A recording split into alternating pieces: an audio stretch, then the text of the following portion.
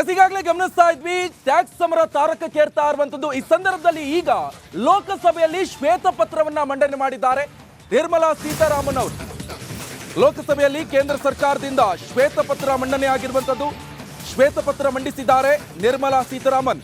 UPA ಅವಧಿಯ ಹಣಕಾಸು ನಿರ್ವಹಣೆ ಲೋಪಗಳ ಬಗ್ಗೆ ಈ ಶ್ವೇತಪತ್ರದಲ್ಲಿ ಉಲ್ಲೇಖ ಕೂಡ ಮಾಡಲಾಗಿದೆ.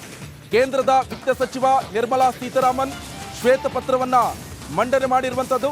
ಕರ್ನಾಟಕ, ಕೇರಳ, ತಮಿಳುನಾಡು ಸರ್ಕಾರಕ್ಕೆ ಕೇಂದ್ರದಿಂದ ಇದು ದೊಡ್ಡ ಮಟ್ಟದ ಕೌಂಟರ್. ನಿನ್ನೆಷ್ಟೇ ನಾವು ಗಮನಿಸಿದ್ವಿ, ಲೋಕಸಭೆಯಲ್ಲಿ ಮಾತನಾಡ್ತಾ ಇರುವಂತಹ ಸಂದರ್ಭದಲ್ಲಿ ನರೇಂದ್ರ ಮೋದಿ ಅವರು ಕೂಡ, ಪ್ರಧಾನಿ ಅವರು ಕೂಡ, ಸಿಎಂ ಸಿದ್ದರಾಮಯ್ಯ ಎಲ್ಲರನ್ನೂ ತರಾಟೆಗೆ ತೆಗೆದುಕೊಂಡ್ರು. ಕೌಂಟರ್ ಅಟ್ಯಾಕ್ ಕೂಡ ಮಾಡಿದ್ರು. ಟ್ಯಾಕ್ಸ್ ಸಮರ ಯಾವ ರೀತಿಯಾಗಿ ಆಗ್ತಾ ಇದೆ, ಏನೆಲ್ಲ ಸ್ಟೇಟ್ಮೆಂಟ್ ಗಳನ್ನ ಕೊಡ್ತಾ ಇದ್ದಾರೆ ಕಾಂಗ್ರೆಸ್ನ ನಾಯಕರು, ಅದ್ರ ಜೊತೆ ಕೇರಳ, ತಮಿಳುನಾಡು ಕೂಡ ಈಗ ಸೇರ್ಕೊಂಡಿರುವಂತದ್ದು. ಇವೆಲ್ಲವಕ್ಕೂ ಕೂಡ ಟಕ್ಕರ್ ಕೊಡುವಂತ ನಿಟ್ಟಿನಲ್ಲಿ ಇವತ್ತು ಕೌಂಟರ್ ಅಟ್ಯಾಕ್ ಮಾಡಿರುವಂತದ್ದು. ಅದು ಕೂಡ ಲೋಕಸಭೆಯಲ್ಲಿ ಶ್ವೇತಪತ್ರವನ್ನ ಮಂಡಿಸುವ ಮುಖಾಂತರ ನಿರ್ಮಲಾ ಸೀತಾರಾಮನ್ ಅವರು ಶ್ವೇತಪತ್ರವನ್ನ ಮಂಡನೆ ಮಾಡಿರುವಂತದ್ದು. ಕೇಂದ್ರದ ವಿತ್ತ ಸಚಿವರಾದಂತಹ ನಿರ್ಮಲಾ ಸೀತಾರಾಮನ್ ಈಗಾಗಲೇ ಗಮನಿಸ್ತಾ ಇದ್ವಿ, ಟ್ಯಾಕ್ಸ್ ತಾರತಮ್ಯ ಆಗ್ತಾ ಇದೆ, ಅನುದಾನ ಸರಿಯಾಗಿ ಸಿಗ್ತಾ ಇಲ್ಲ, ನಮ್ಮ ಟ್ಯಾಕ್ಸ್ ಅನ್ನ ಬೇರೆ ರಾಜ್ಯಗಳಿಗೆ ಹೋಗ್ತಾ ಇದೆ ಅಂತ. ಈ ಸಂದರ್ಭದಲ್ಲಿ ಈಗ ಮತ್ತೆ ವಿತ್ತ ಸಚಿವ ಅವರು ಶ್ವೇತಪತ್ರವನ್ನ ಮಂಡಿಸುವ ಮುಖಾಂತರ ಕಾಂಗ್ರೆಸ್ಗೆ ಕೌಂಟರ್ ಅನ್ನ ಕೊಟ್ಟಿದ್ದಾರೆ. ಈಗಾಗಲೇ ಕಾಂಗ್ರೆಸ್ನವರು ಕೂಡ ಎಲ್ಲಾ ರೀತಿ ಸಿದ್ಧತೆಯನ್ನ ಮಾಡ್ಕೊಂಡಿರುವಂತದ್ದು.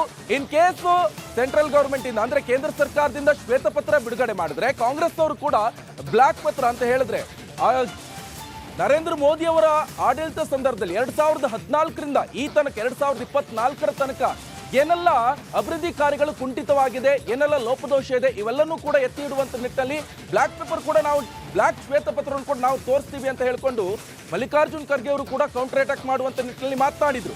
ನೋಡ್ಬೇಕೀಗ ನಿರ್ಮಲಾ ಸೀತಾರಾಮನ್ ಅವರು ಶ್ವೇತಪತ್ರವನ್ನ ಮಂಡಿಸುವ ಮುಖಾಂತರ ಕಾಂಗ್ರೆಸ್ಗೆ ಕೌಂಟರ್ ಅಟ್ಯಾಕ್ ಮಾಡಿದ್ದಾರೆ.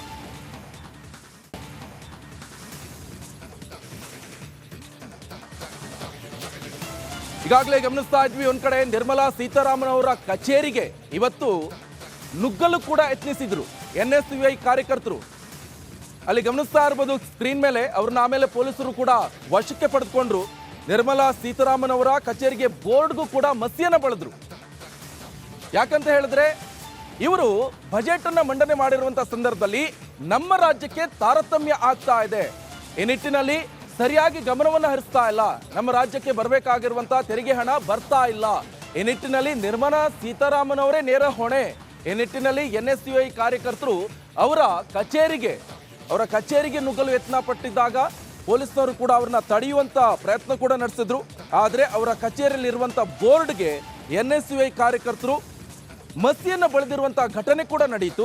ಇವೆಲ್ಲ ಜಟಾಪಟಿಯ ನಂತರ ಇವತ್ತು ಲೋಕಸಭೆಯಲ್ಲಿ ಶ್ವೇತಪತ್ರವನ್ನ ಹೊರಡಿಸಲಾಗಿದೆ. ಕಾರಣ ಇಷ್ಟೇ, ನರೇಂದ್ರ ಮೋದಿ ಅವರು ಸರ್ಕಾರದಲ್ಲಿ ಏನೆಲ್ಲ ಅಭಿವೃದ್ಧಿ ಕಾರ್ಯಗಳನ್ನ ನಡೆಸಿದ್ದಾರೆ, ಎಷ್ಟೆಲ್ಲ ಅಭಿವೃದ್ಧಿ ಆಗಿದೆ, ಅವೆಲ್ಲವನ್ನು ಕೂಡ ಈ ಶ್ವೇತಪತ್ರದಲ್ಲಿ ಜನರ ಮನಸ್ಸನ್ನ ಮುಟ್ಟುವಂತ ನಿಟ್ಟಿನಲ್ಲಿ ಎಲ್ಲವನ್ನು ಕೂಡ ಇದರಲ್ಲಿ ಏನೇನು ಅಭಿವೃದ್ಧಿ ಕಾರ್ಯಗಳಾಗಿದೆ, ಎಷ್ಟು ಡೆವಲಪ್ಮೆಂಟ್ ಆಗಿದೆ, ಅವೆಲ್ಲವನ್ನೂ ಕೂಡ ಡೀಟೇಲ್ಸ್ ಆಗಿ ಶ್ವೇತಪತ್ರ ಹೊರಡಿಸುವ ಮುಖಾಂತರ ನಿರ್ಮಲಾ ಸೀತಾರಾಮನ್ ಅವರು ಬಹಿರಂಗಪಡಿಸಿದ್ದಾರೆ.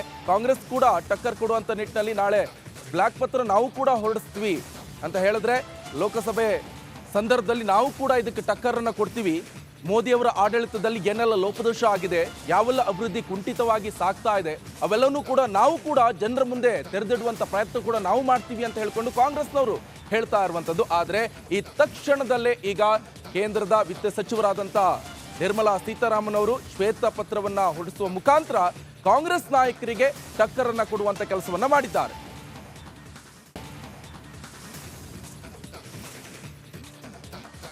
ಬರೋಬ್ಬರಿ 59 ಪುಟಗಳ ಸುದೀರ್ಘವಾದ ಡೀಟೇಲ್ಡ್ ಶ್ವೇತಪತ್ರ ಇದು.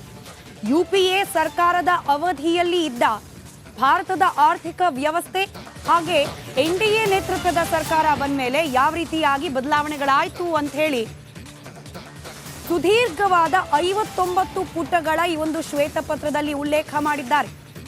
ಅದರಲ್ಲೂ ಫ್ರೆಜೈಲ್ 5, ಭಾರತದ ಆರ್ಥಿಕ ವ್ಯವಸ್ಥೆ ಫ್ರೆಜೈಲ್ 5 ಅನ್ನೋ ಹಂತದಲ್ಲಿದ್ದದನ್ನ ಈಗ ವಿಶ್ವದಲ್ಲೇ ನಂಬರ್ 5ನೇ ಸ್ಥಾನಕ್ಕೆ, 5ನೇ ಅತಿ ದೊಡ್ಡ ಆರ್ಥಿಕ ವ್ಯವಸ್ಥೆ ಮಾಡುವಲ್ಲಿ NDA ಸರ್ಕಾರದ ಆರ್ಥಿಕ ಶಿಸ್ತು ಬಹಳ ದೊಡ್ಡ ಪಾತ್ರವನ್ನ ನಿರ್ವಹಿಸಿದೆ ಅನ್ನೋದು ನಿರ್ಮಲಾ ಸೀತಾರಾಮನ್ ಅವರು ಹೊರಡಿಸಿರುವ ಈ ಶ್ವೇತಪತ್ರದ ಹೈಲೈಟ್ಸ್.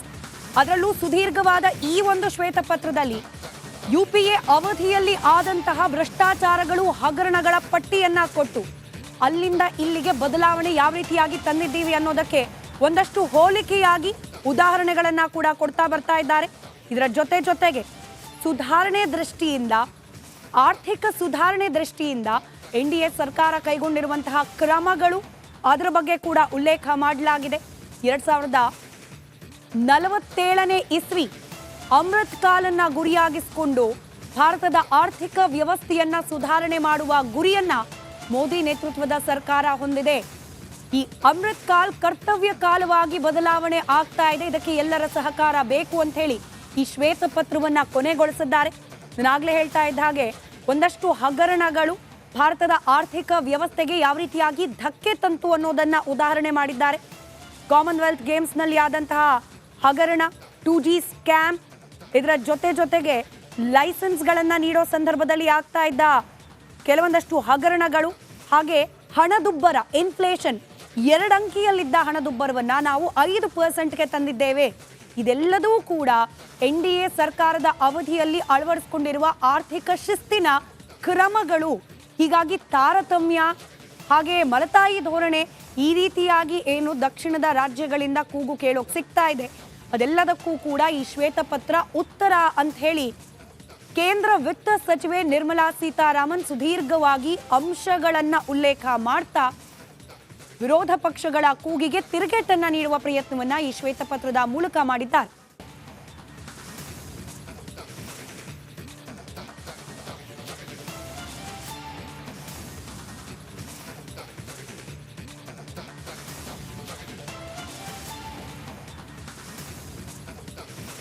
ಆಗ್ಲೇ ನನ್ನ ಕಲೀಗ ನಿಕೇಶ್ ಹೇಳ್ತಾ ಇದ್ದ ಹಾಗೆ ಶ್ವೇತಪತ್ರ ಹೊರಡಿಸೋಕೆ ಮುಂಚೆ ಏನಾಯ್ತು, ಪ್ರತಿಭಟನೆಗಳು ಇವತ್ತು ಬೆಳಗಿನಿಂದ ಕೂಡ white paper versus black paper ಅನ್ನೋ ರೀತಿಯ ಚರ್ಚೆ, ಪ್ರತಿಭಟನೆಗಳು ರಾಷ್ಟ್ರ ರಾಜಕೀಯದಲ್ಲಿ ಕೇಳಲಿಕ್ಕೆ ಸಿಗ್ತಾ ಇದೆ. ಇದೇ ತೆರಿಗೆ ಕದನ, ಕರ್ನಾಟಕದಿಂದ ಪ್ರಾರಂಭವಾದ ತೆರಿಗೆ ಕದನ ವಿಚಾರಕ್ಕೆ ಸಂಬಂಧಪಟ್ಟಂತೆ ಆಗ್ತಿರುವ ಬೆಳವಣಿಗೆಯ ಭಾಗವಾಗಿ ವಿತ್ತ ಸಚಿವೆ ನಿರ್ಮಲಾ ಸೀತಾರಾಮನ್ ಅವರ ಕಚೇರಿಗೆ ನುಗ್ಗಿ ಮಸಿ ಬಳಿಯುವ ಪ್ರಯತ್ನವನ್ನ NSUI ಕಾರ್ಯಕರ್ತರು ಮಾಡಿದ್ದಾರೆ. ನಿರ್ಮಲಾ ಸೀತಾರಾಮನ್ ಅವರ ಕಚೇರಿಗೆ ಮಸಿ ಬಳಿಯುವ ಪ್ರಯತ್ನವನ್ನ ಮಾಡಲಾಗಿರೋದು. ಕಚೇರಿಯ ಬೋರ್ಡ್ಗೆ ಮಸಿ ಬಳಿದಿದ್ದಾರೆ. ಬೆಂಗಳೂರಿನ ಮಿಲ್ಲರ್ಸ್ ರಸ್ತೆಯಲ್ಲಿರುವ ವಿತ್ತ ಸಚಿವೆ ನಿರ್ಮಲಾ ಸೀತಾರಾಮನ್ ಅವರ ಕಚೇರಿ ದೃಶ್ಯದಲ್ಲಿ ಗಮನಿಸ್ತಾ ಇದ್ದೀರಿ. NSUI ಕಾರ್ಯಕರ್ತರು ಪ್ರತಿಭಟನೆಯನ್ನ ನಡೆಸಿ ವಿತ್ತ ಸಚಿವೆಯವರ ಕಚೇರಿಯ ಬೋರ್ಡ್ಗೆ ಮಸಿಯನ್ನ ಬಳಿದಿದ್ದಾರೆ.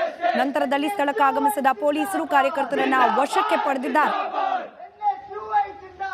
ಜಿಂದಾಬಾದ್ ಜಿಂದಾಬಾದ್ ನ್ಯಾಯ ಬೇಕು